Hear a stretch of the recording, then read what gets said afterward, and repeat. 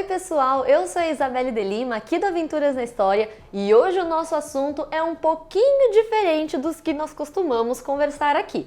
Hoje nós vamos falar sobre a presença do mal. E para isso, nós contamos com o autor e sociólogo Edin Suede Abumansur, que está lançando seu novo livro, My News Explica o Diabo. Então seja muito bem-vindo, Edin. Obrigado, Isabelle. É um prazer estar aqui com você, com seus ouvintes. Exato, né? E pra gente então começar esse nosso bate-papo, deixa eu te perguntar, como surgiu a ideia de fazer esse livro com uma temática tão comum e ao mesmo tempo atípica de ser falada, né? Como você fez para isso não entrar num aspecto somente religioso?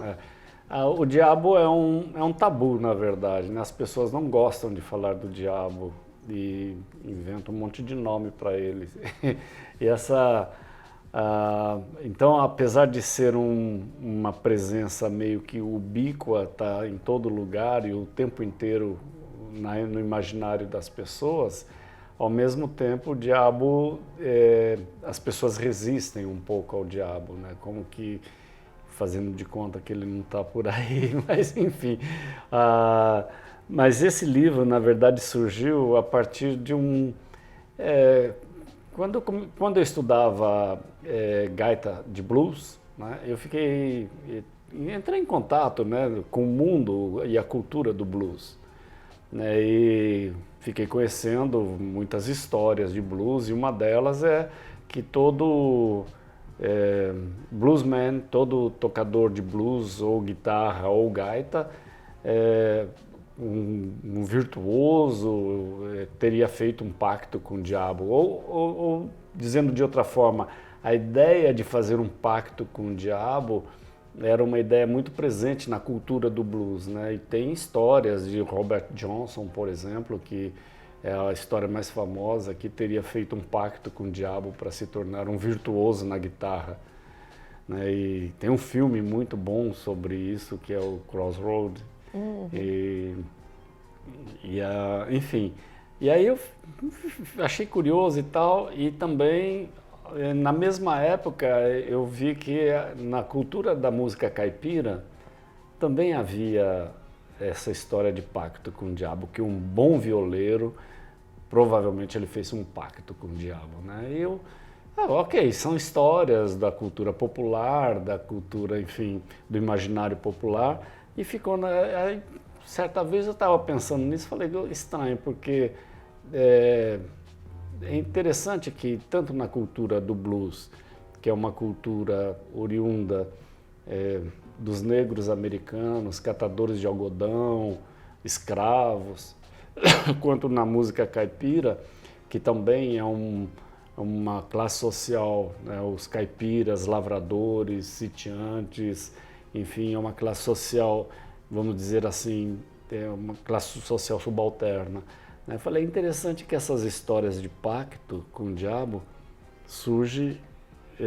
tem a ver com essas classes sociais, porque a gente não sabe de alguém que tenha estudado música clássica, Mozart, Beethoven, Bach, tenha feito pacto com o diabo para estudar isso, né, para tocar bem o instrumento.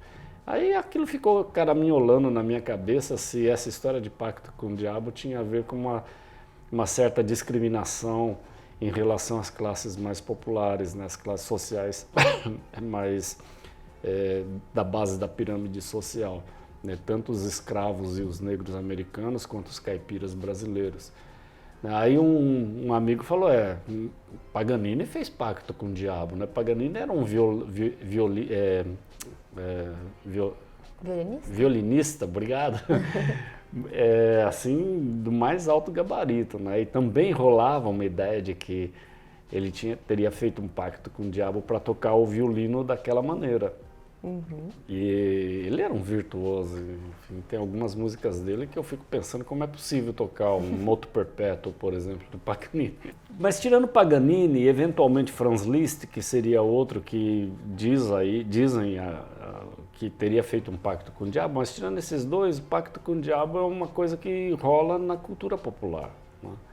E aí eu comecei a estudar um pouco essa relação entre classe social e o pacto com o diabo, e o diabo, a história do diabo, e aí essa coisa foi crescendo, eu fui lendo e pesquisando, e depois eu ofereci um curso sobre, 2 vezes ofereci um curso sobre o diabo, Sociologia do Diabo, no meu programa de pós-graduação na PUC, pós-graduação em Ciência da Religião. E aí o livro veio assim como uma consequência desses estudos, leituras e pesquisas e dos cursos de pós-graduação na PUC. E para a criação do seu livro, quais foram basicamente seus objetos de estudo? Basicamente a literatura, a história, né? A história, uma história da teologia, a maneira como que a igreja cristã construiu esse imaginário, essa ideia do diabo. Então fui pesquisar as origens do diabo dentro da cultura cristã e depois a trajetória que o diabo fez dentro do cristianismo, a trajetória histórica dele, né? E essa é uma coisa muito, muito curiosa, porque eu não, antes de ter contato com este imaginário, eu não tinha ideia de que o diabo tinha um nascimento, tinha uma história de vida e tem uma morte também, né? O diabo, da mesma maneira como ele nasce, ele também morre, né? Então me interessou muito contar um pouco a história do diabo na nossa cultura, né? Pesquisei muitos livros de história, alguns livros de teologia. A teologia não é muito minha praia, né? Mas a minha praia é sociologia. Mas eu tive que me entender, ou pelo menos conhecer um pouco das disputas teológicas que havia na igreja no início, principalmente no quarto ou quinto século e depois no século XI. E o que alguns teólogos pensavam sobre o diabo, a construção do diabo, principalmente na Idade Média Central, para chegar a ser o que ele foi no início da modernidade. Então, foi basicamente essa pesquisa. Eu evitei fazer pesquisa de campo e entrevistar pessoas, essas coisas eu não fiz para escrever esse livro, né? Mas essa é uma possibilidade, né? Entrevistar, principalmente no campo popular, a maneira como as pessoas se entendem com o diabo entre os pentecostais, entre os católicos de um catolicismo popular. Porque o diabo, na verdade, Isabelle, ele é muito real, muito vivo na cultura popular. Na cultura teológica erudita, o diabo não tem espaço, não. Nossa, que curioso isso, né? A gente conhece mais essa visão do mal, assim, da figura do diabo. É tão comum realmente, como você disse pra gente, hein? É curioso pensar que isso não seja comum em outros locais, em outras escolas. Na cultura teológica erudita, tanto católica quanto protestante, principalmente o protestantismo calvinista e luterano também, anglicano, enfim. Nesse protestantismo, o diabo não tem lugar. E na cultura católica erudita, reconhece-se a existência do diabo, mas não se sabe muito o que fazer com ele. Então, o diabo, ele é tratado com muita reserva, ou talvez com muita displicência, vamos dizer, né? Sabe-se que ele está aí na linguagem teológica, né? Dentro do campo religioso teológico. Ok, o diabo está aí e tal, mas, cara, ele não tem espaço. Não tem espaço porque, na verdade, o diabo ele surge de início como uma solução, né? Uma tentativa de solucionar um problema da existência do mal, né? Então, porque concebia-se a ideia de que Deus seria sempre muito bom, né?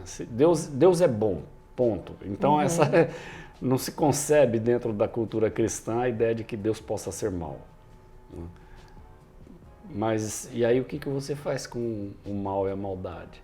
Então, quando surge o diabo dentro dessa cultura, esse é um problema do monoteísmo, né? As religiões monoteístas.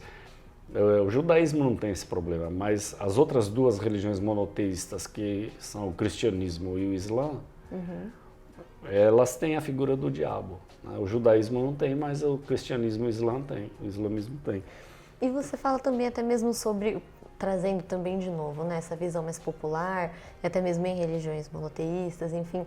Você cita também no livro de que o mal, ele também serve como uma maneira de controle, uma forma de controle social. Então a gente pode dizer também que o mal é tão controlador e talvez, assim, o seu controle social seja equivalente ao bem? Ele é equivalente ao bem nesse quesito? Não, na verdade não, porque depende do ponto de vista, Isabela, porque é o seguinte, a ideia de mal é uma ideia historicamente construída e historicamente contextualizada, né? O mal muda de época para época, o que é o mal, e da mesma forma o que é o bem ou o que é o bom, né? Isso são ideias que têm a ver com as conjunturas históricas, né? As culturas, enfim. E a questão é que você responsabilizar o diabo pelo mal significa, no caso do contexto cristão, né? Porque o diabo é basicamente um personagem do cristianismo. Isso, tirando umas formas do Islã que tem um diabo muito parecido com o diabo cristão, mas tirando isso, o diabo não existe em cultura nenhuma. Não existe nas culturas de matriz africana, nas culturas africanas, nas religiões de matriz africana, não existe em nenhuma religião oriental, não existe em lugar nenhum, existe no cristianismo.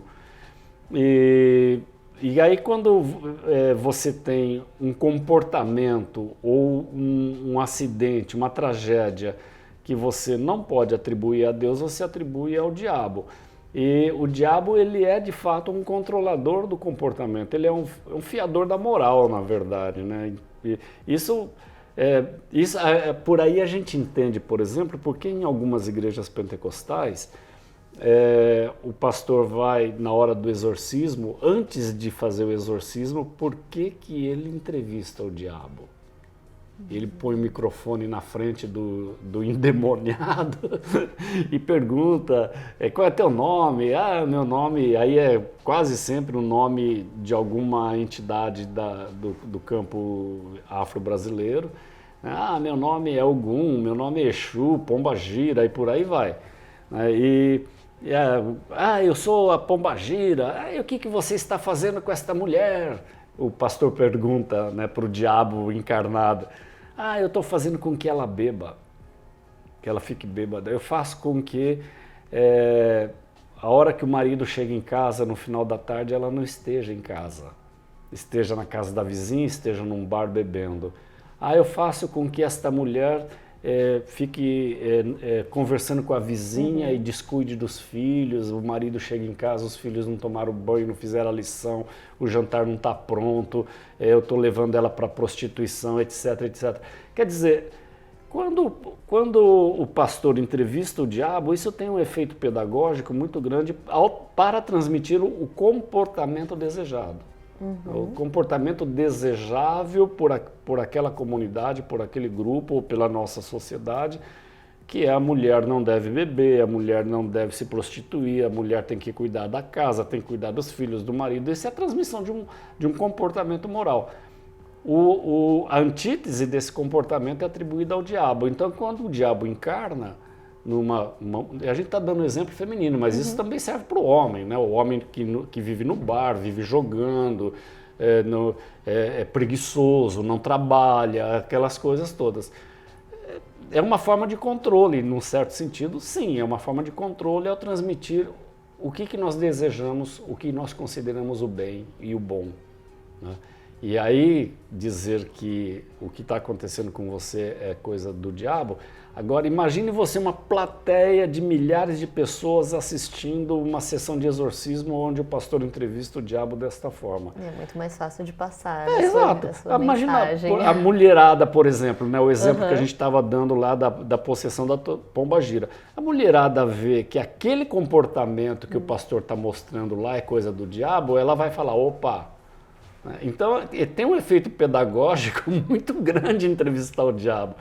E isso não é só entre pentecostais, porque se você pega a literatura de cordel, por exemplo, o diabo, ele é o responsável pela... ele sempre faz pacto ou negocia ou se expressa através da pessoa que é avarenta, da pessoa que é egoísta, da pessoa que rouba, do preguiçoso. Isso está presente na literatura de cordel inteira, né? Que os violeiros repentistas no Nordeste, aqui em São Paulo também, quando eles cantam aqueles repentes, né? Literatura de cordel sobre o diabo, mas é uma pilha enorme. Existe Nossa, um bom passado disso e presente também, né? É um assunto realmente muito recorrente na literatura de cordel. Na Praça da Sé tem uma banca que não vende jornal, só vende literatura de cordel. E uma vez eu cheguei lá, isso já faz uns 10 anos, cheguei lá, eu estava começando a fazer a pesquisa, cheguei lá pro cara da banca, fiquei olhando, achei legal, uma banca só de literatura de cordel.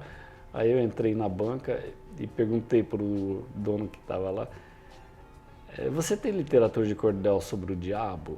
Ele levou um susto, ele falou, tem bastante. Eu falei, eu queria comprar todas. Nossa, acho que esse foi o maior susto dele, né? Você queria comprar todas. Nada, ele foi juntando e foi catando na banca dele todos os livretos, né? Todo o cordel que falava do diabo, uma pilha enorme. E aí eu fui ler, e é interessante ver como que o diabo é importante. Ele tem uma importância de transmissão moral muito grande, né? O que é atitude não desejável, atitude coisa do diabo, o que é coisa de Deus. Né?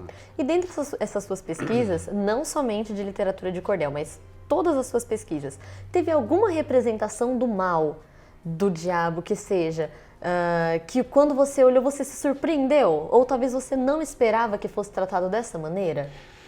Olha, na verdade, a ideia do diabo não me surpreendeu as diferentes maneiras como ele foi retratado, porque a gente percebe uma certa evolução na compreensão ou no imaginário sobre a representação do mal, né, ou a representação do diabo. Né? No início, o diabo ele era representado, isso antes do século XI, século IX, século VIII. Ele era um anjo com asa de anjo, com pena e etc. Inclusive tem um quadro que não tem autor, mas é um quadro da luta de São Miguel com o diabo. E é um quadro que tanto faz você pôr o quadro, as duas figuras estão como que no ar, lutando uma com a outra, empunhando espada e tal, uma em cima, outra embaixo, mas se você puser o quadro de ponta cabeça, você não sabe quem é o São Miguel, quem é o diabo naquela luta, porque os dois estão representados muito iguais. Né? Então essa era a representação do diabo até o século IX, século X, mas a partir do século I ele já começa a ter algumas modificações na forma de representar. Começa a ter chifre, rabo, um pé de bode, porque aí tem a ver com a cultura grega do deus Pan, né, o sátiro. Né, à medida que o cristianismo vai se expandindo para outras culturas, ele vai incorporando figuras dessas culturas, né? E aí o diabo vai adquirindo, às vezes, características mais animalescas, mais grotescas. Asa de morcego já não é mais uma asa de anjo, né? Já é uma asa de morcego. Mas isso tudo a partir do século XII, século XIII. E ele vai adquirindo mais poder, ficando maior, mais majestático, mais, enfim, ele vai acumulando poder, todo o poder do mal começa a ser acumulado na figura do diabo a partir do século XI. Até o século X, XI, mais ou menos, o diabo não era grande coisa, não. E por que teve essa mudança tão grande de um século para o outro? Olha, tem muitas interpretações para essa mudança, né? A minha maneira de entender é que nesse período, a Idade Média Central, ela já começava a apresentar sinais de falência. E de um lado, né? Do outro lado, você tinha uma igreja que também estava em crise, sendo criticada de muitas maneiras. A reforma protestante que veio no século XVI, ela foi só o ápice de um longo processo de crítica à igreja. A igreja não tinha tanto aquele poder que a gente imagina depois no final da Idade Média e início da Era Moderna. Mas a igreja estava muito criticada, a França lutava contra a igreja, constituiu um papa na França, então a igreja não tinha todo esse poder. E os reis absolutistas também começavam a surgir na Europa. Então o diabo precisava ser uma figura muito poderosa, um senhor com autoridade e poder muito grande sobre todos os demônios, o imperador do inferno, o senhor de todo o mal, aquelas coisas todas, porque na verdade você precisava criar um antagonista que pudesse combater, um antagonista que tivesse tanto poder quanto ele. Uhum. Então, para fortalecer o poder do Papa e dos reis absolutistas, o diabo precisava ser poderoso. Precisava ser grotesco, precisava ser muito forte e com uma autoridade sobre os demônios e sobre o império do mal. Você precisava de um diabo desenhado desta maneira para legitimar o poder dos reis absolutistas e da concentração do poder em Roma no Papa. E como que as ideias não se diferiam, por exemplo, no período da Inquisição? Porque a igreja também praticou atos que, se a gente for olhar hoje, a gente vai falar, poxa, não são coisas boas que aconteceram naquele período. Então, como eles conseguiam fazer com que a população naquela época enxergasse a igreja, mesmo realizando aquelas torturas e mortes, como algo bom e não como algo do mal? A gente precisa entender algumas coisas. Primeiro, esse período da Inquisição, da caça às bruxas principalmente, ele não é uma coisa da Idade Média. Uhum. É uma coisa da Era Moderna. É do século XVI, século XVII. Século XVIII já não havia caça às bruxas mais. Até meados do século XVII a gente ainda tem caça às bruxas, e não eram só as bruxas, né, as mulheres. Eram os judeus, os turcos, os ciganos, os hereges, enfim, que eram os objetos de perseguição da Inquisição. E esse período, o Legoff tem um texto sobre o medo, a história do medo. É um período de grande medo, de grande terror, é um medo pânico de uma estrutura que está se desmontando, uma nova estrutura surgindo, uma nova consciência, um novo mundo surgindo. A gente está falando de Europa, né? A gente está falando de Ocidente, apenas e exclusivamente de Ocidente. Surgindo uma nova classe social com novas ideias, a igreja sendo questionada por conta da reforma protestante, novas igrejas surgindo. Então é um momento de muita crise, de muito medo, de muita insegurança. As pessoas não encontravam mais na igreja toda aquela segurança que elas encontravam em períodos anteriores. Guerras de religião, né, acontecendo na Europa, os protestantes contra os católicos, invadindo o território, guerras de conquistas de território. E esse era um medo, era uma situação em que as pessoas não encontravam muita base mais para uma base segura na qual eles pudessem confiar e sentir segurança em relação ao futuro.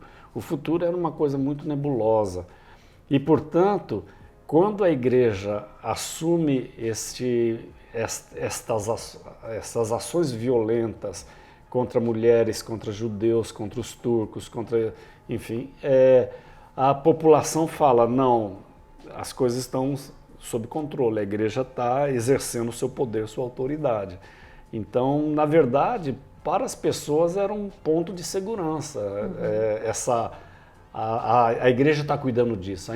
E o diabo, que estava permeando toda essa cultura, acaba legitimando essa violência toda da igreja contra esses comportamentos desviantes, né? Ou indesejados. Um pouquinho antes você comentou sobre as diversas facetas, né, que foram sendo criadas do diabo de acordo com o passar dos anos. Inclusive ele também tem muitos nomes, né, muitas nomenclaturas entre tinhoso, enfim, muitas coisas. Mas uma das mais famosas que, assim, de novo, trazendo mais uma visão ocidental que a gente conhece um pouco mais, seria Beelzebub. Mas Beelzebub seria realmente a visão de diabo que nós temos? Porque em algumas obras, até mesmo na literatura, Beelzebub ele não tem as mesmas características que o diabo tem, que a gente pelo menos conhece, né, com uma forma aí mais religiosa, ao dizer, que a gente conhece do diabo. Então seria a mesma coisa ou não? Depende, dizer que é a mesma coisa ou não, enfim, a questão é que ele é tratado como sendo o diabo. E a gente vê isso, por exemplo, na obra de John Milton, Paraíso Perdido, né? Que tem O Paraíso Perdido é um grande poema de John Milton, século XVII, e aonde ele escreve a história da vingança dos demônios contra Deus, porque eles estavam em guerra contra Deus, os anjos caídos, e aí eles fazem uma grande assembleia para decidir como é que a gente vai se vingar de Deus, né? Porque eles perderam a guerra, né? Então o poema começa com a chegada dos diferentes demônios e diabos, enfim, vão num lugar tenebroso, eles vão se aproximando, chegando tudo estropiado, tudo machucado, enfim, esfolados, porque eles estão vindo de uma batalha perdida. E aí eles fazem aquela grande assembleia para decidir como que eles vão se vingar de Deus. E aí eles resolvem se vingar de Deus em Adão e Eva. Então, o que aconteceu com Adão e Eva, na verdade, é a vingança dos demônios decididos nessa assembleia. É um poema muito bonito do John Milton, né? Muito interessante. E o interessante é que, à medida que os demônios vão chegando para compor aquela assembleia de anjos caídos, o John Milton vai nomeando os demônios, né? Então, entre eles está o Beelzebub, né? Um dos primeiros a chegar lá, e uma espécie de um demônio, o primus entre pares, né? Então, é um diabo muito importante. E essa imagem, né, do diabo que a gente tem, ela foi criada basicamente toda ali em volta da figura divina, de Deus, enfim, você mesmo comentou que Deus e o diabo, elas existem principalmente em religiões que só acreditam em uma divindade. Mas como que essa visão do mal, essa visão do diabo acaba também afetando as religiões de matrizes africanas? É culpa dos cristãos. É culpa dos cristãos. Como, não tem diabo, afeta? Não tem diabo nas culturas afro. Porque muitas coisas que, como você até comentou no seu exemplo, né, da mulher, enfim, tem muitas coisas que são associadas a religiões de matrizes africanas, sendo que uma coisa, talvez, uma religião nem acredita no que a outra está dizendo. Mas são os cristãos que leem a cultura de matriz africana, as religiões de matriz africana, com os olhos do cristianismo, né? Então, esses orixás acabam todos virando demônios, é óbvio, porque não tem como incorporá-los ou ressignificá-los dentro da cultura cristã. Então, esses orixás, o único lugar que cabe a eles é o lugar do demônio, né? Aquele que deve ser negado, aquele que deve ser recusado, aquele que deve ser combatido. Mas essa é uma leitura cristã sobre uma outra religião, no caso de origem africana, mas uma outra religião que não é a religião cristã, né? Porque dizer que o Exu é o diabo, por exemplo, do ponto de vista da religião africana, é um grande equívoco. Né? Não existe diabo no candomblé, na umbanda e tal. O Exu não é o diabo. Né? Mas o cristão, ao se referir ao diabo, ao Exu, vai dizer que é o diabo. Né? Mas o diabo, ele é fundamentalmente um personagem cristão. Né? Ele surge dentro... Quer dizer, ele surge no judaísmo, num judaísmo tardio, 300, 400 anos antes de Cristo. Mas não faz parte da cultura judaica. Não tem diabo no Antigo Testamento, na Bíblia. Tem uma palavra, que é a palavra Satanás, está na Bíblia, no Antigo Testamento, no Novo também, mas no Antigo Testamento tem a palavra Satanás, mas não é o diabo. Satanás é uma função, é um papel a ser desempenhado. Pode ser desempenhado por um anjo de Deus, né, como no caso lá do episódio da mula que falou para Balaão. Balaão queria ir para um lado e a mula queria ir para o outro, ele espanca a mula para a mula ir para o lado que ele quer, aí ele espanca tanto, a mula se vira para... A mula vê, a mula não quer ir por aquele lado lá porque ela viu o Satanás de Deus, viu o anjo de Deus, que estava dizendo para a mula que o caminho era outro, e o Balaão queria ir por aquele caminho. E ele espanca a mula e tal, a mula se vira para ele e fala: "Ô Balaão, por que você está me batendo tanto? É Deus que está dizendo que a gente não deve ir por ali." Né? O Balaão leva um susto, entende que, enfim, aquele personagem visto pela mula, impedindo ela de ir por caminho errado, é um anjo de Deus e é chamado de Satanás. Davi é chamado de Satanás, né? E tem outros personagens no Antigo Testamento que são chamados de Satanás, porque Satanás não é um personagem.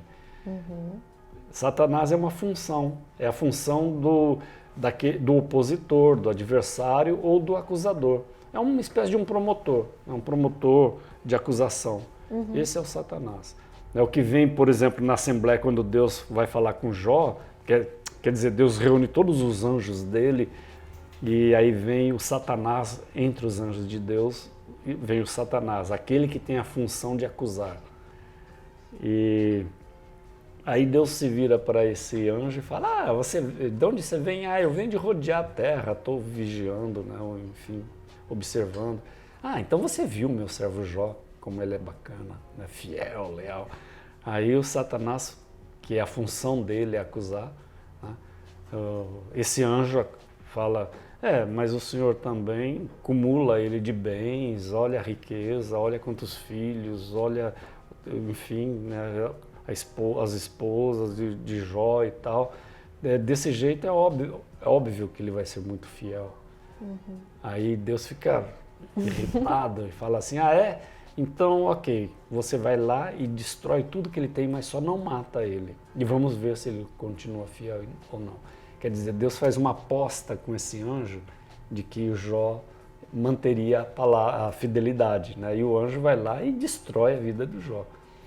E, quer dizer, esse anjo é chamado de Satanás, porque a função dele é acusar. Né? Então, essa é a cultura judaica do Antigo Testamento. Depois, no século XIII, começa a surgir o grande mito dos anjos caídos, que é um mito interessantíssimo, muito belo e que marca a nossa cultura até hoje.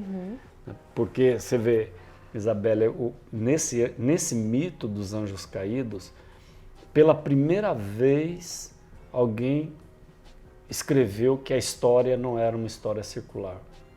Que a história não é o mito do eterno retorno, que tudo que é já foi, tudo que é será novamente. E é um eterno retorno. Pela primeira vez, não se sabe de nenhuma outra literatura anterior a essa que tenha dito que não, a história não é circular. A história é contínua. Ela teve um começo e ela terá um fim. Ela é uma linha contínua.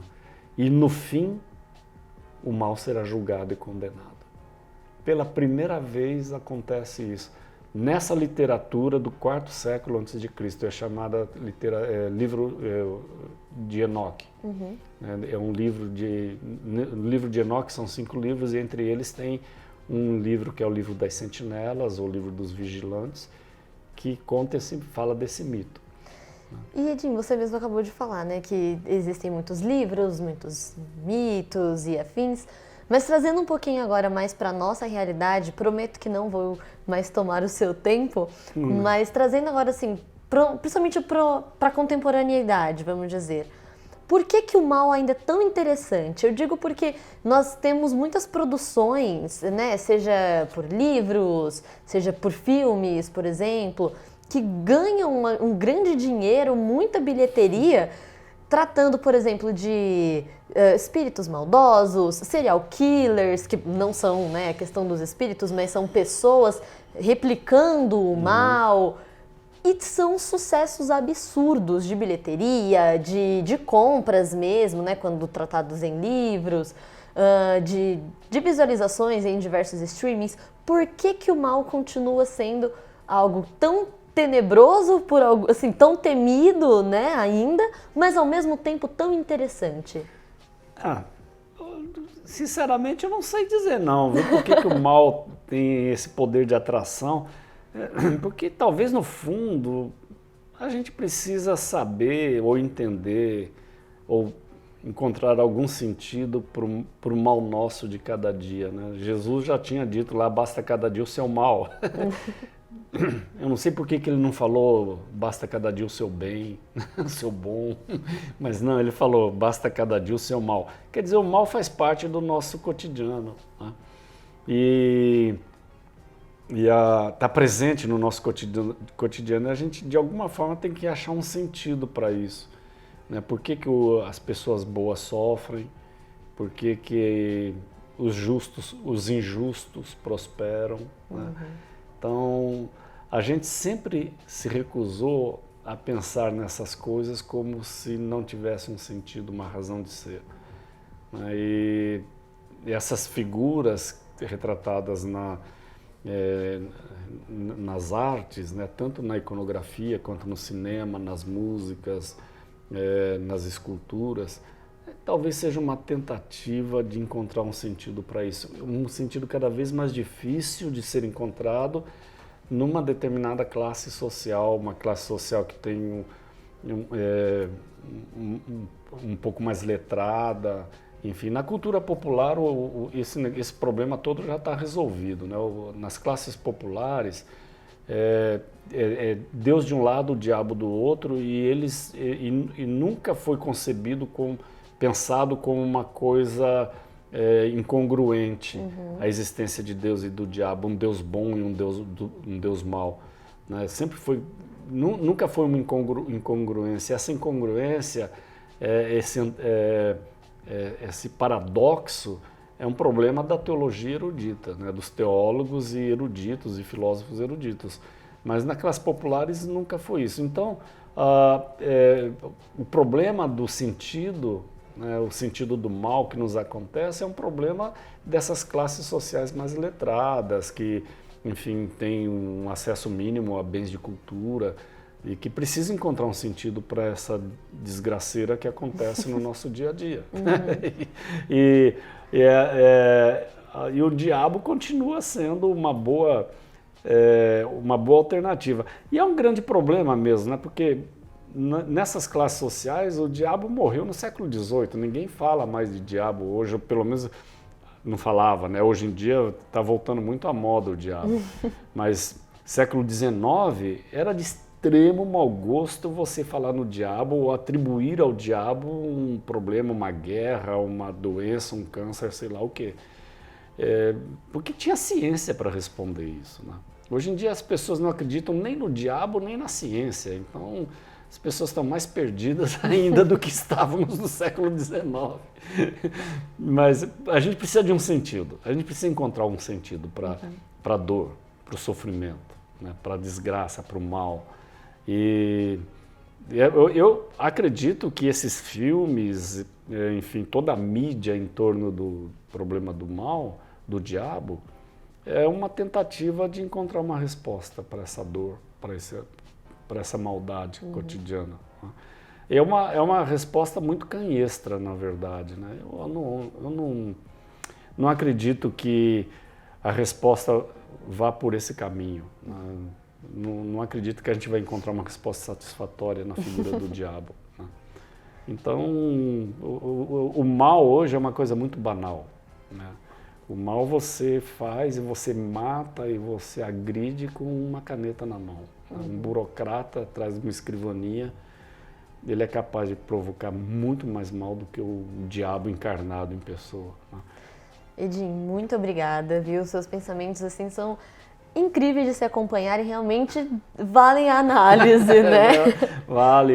O diabo ainda precisa ser muito mais estudado do que isso que tá no livro, né? O livro ele precisava ter uma dimensão mais acessível, vamos dizer assim. Então ele ficou, assim, muita coisa ficou de fora. Mas eu quero ver se eu continuo. Quem sabe se não tem um segundo volume do livro mais pra frente. Talvez. Vamos ver, né? Eu tenho outras coisas no momento que estão me apaixonando mais do que a figura do diabo. Então, talvez eu deixe ele um pouquinho assim na gaveta, descansando e as coisas maturando, né?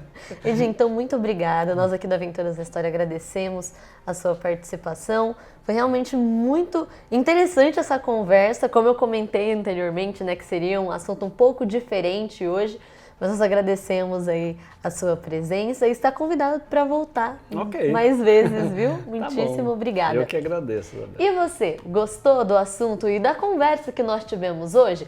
O livro do Edinho, O Diabo, já está disponível no site da editora, no Grupo Almedina e também na Amazon Brasil. Então, caso você queira adquirir o seu exemplar, é só entrar nesses dois sites. Muito obrigada pela sua audiência e para continuar tendo esse e outros conteúdos muito diversos aqui do Aventuras na História, acompanhe as nossas redes sociais oficiais. Até mais!